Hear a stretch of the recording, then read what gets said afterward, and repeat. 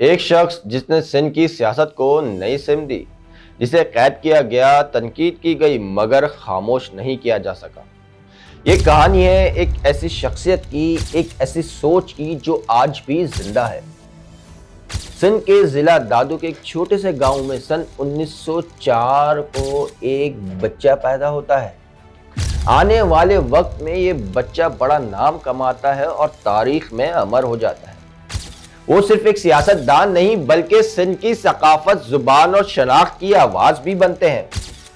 بچپن سے ہی ان میں علم اور سیاست کا جذبہ پایا جاتا تھا۔ صرف 16 سال کی عمر میں وہ سیاست کے میدان میں قدم رکھتے ہیں۔ وہ تحریک خلافت میں بھی حصہ لیتے ہیں اور بعد میں آل انڈیا مسلم لیگ کے سرگرم رہنما بھی بنتے ہیں، اور یہی وہ وقت تھا جب آپ سندھ میں آل انڈیا مسلم لیگ کے صدر بنے۔ بالکل آپ جان چکے ہوں گے، ہم بات کر رہے ہیں سائیں جی ایم سید شاہ صاحب۔ جب پاکستان بنایا جا رہا تھا تو سندھ سب سے پہلا صوبہ تھا جس پہ جی ایم سید شاہ صاحب نے پاکستان میں شمولیت کا باقاعدہ طور پر اعلان بھی کیا تھا۔ لیکن آپ کی جدوجہد نے سندھ کو بمبئی پریزیڈنسی سے علیحدہ کروایا، مگر وقت کے ساتھ ان کی سوچ بدلی۔ انہوں نے محسوس کیا کہ سندھ کی شناخت پس پشت ڈالی جا رہی ہے۔ اسی احساس نے جنم دیا سندھو دیش کے نظریے کو۔ جی ایم سید چاہتے تھے کہ سندھ کے لوگ اپنی زبان، ثقافت اور وسائل پر خود اختیار رکھیں۔ یہ نظریہ اختلاف کا باعث بھی بنا، مگر ان کی آواز کو کبھی دبایا نہیں جا سکا۔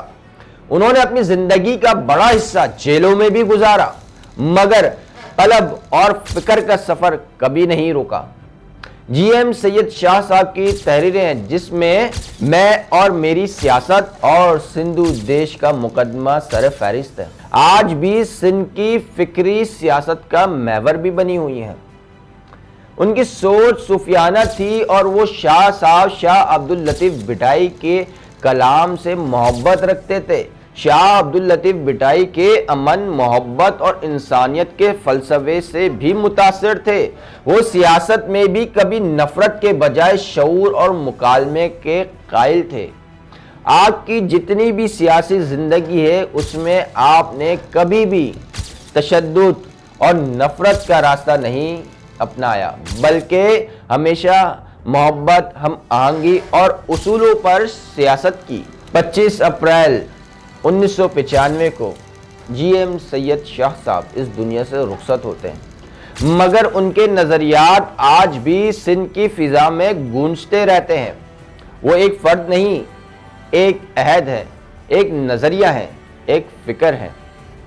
جی ایم سید شاہ صاحب سندھ کی شناخت کا استعارہ اور اس مٹی کی وہ آواز جو وقت کے ساتھ کبھی مٹی نہیں بلکہ بڑھی، لوگوں کی زبانوں پر آئی، لوگوں کی ذہنوں میں آئی، لوگوں کی سوچ پہ آئی، لوگوں کی فکر میں آئی، بلکہ اور مزید گونجتی جاتی ہے اور جاتی رہے گی۔